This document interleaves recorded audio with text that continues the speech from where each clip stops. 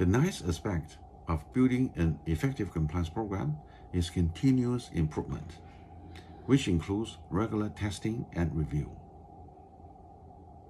A good compliance program should continue to develop and improve. A company's business will change over time, and its operating environment, the nature of its customers, applicable laws, and industry standards will also change. In addition, compliance programs that do not just exist on paper, but are followed in practice, will inevitably uncover compliance weaknesses and require enhancements. Consequently, DOJ and SEC evaluate whether companies regularly review and improve their compliance programs that do not allow them to become stale. Specifically, a company should take the time to review and test its risk controls and should focus on considering the potential risks to the company. For example, some companies conduct questionnaires to employees to assess whether it is necessary to improve company's compliance culture and strengthen internal control measures, and to detect new risk areas to see which compliance practices are most suitable for the company. Some companies conduct regular audits to test the gaps in their internal controls to ensure that the company's risk control measures are truly effective in practice.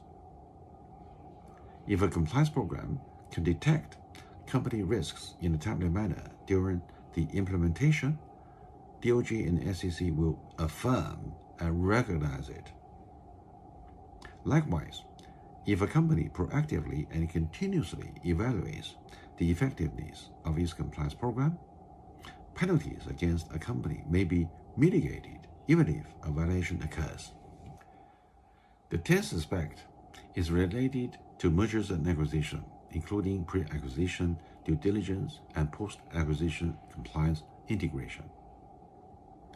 From an FCPA perspective, mergers and acquisition are both risks and opportunities for the companies.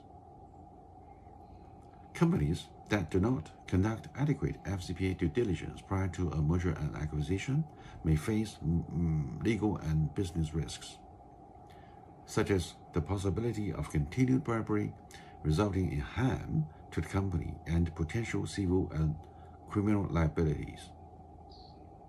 On the contrary, effective FCPA due diligence is conducted on the acquired target company. The value of the target company can be more accurately assessed. In addition, the DOJ and SEC will also consider whether the company has fulfilled its compliance commitments and whether effective FCPA due diligence was conducted.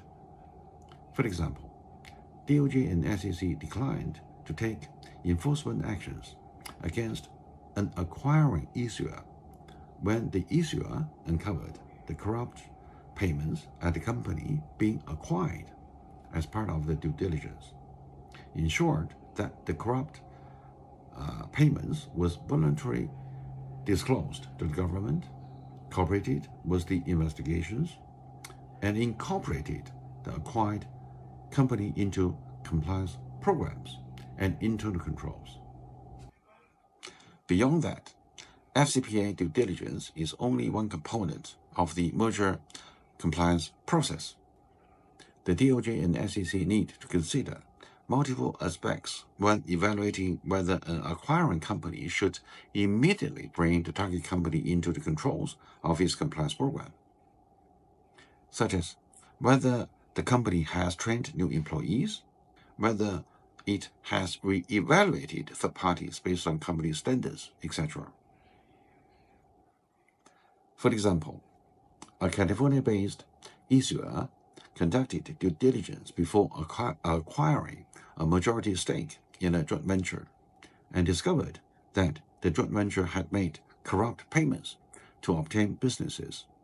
However, the issuer did not apply all of its internal controls to the joint venture, and as a result, the improper payments continued, and the issuer was held liable for violations of the internal controls and books and records provisions of the FCPA. With other aspects of building an effective compliance program, I will share with you in future videos.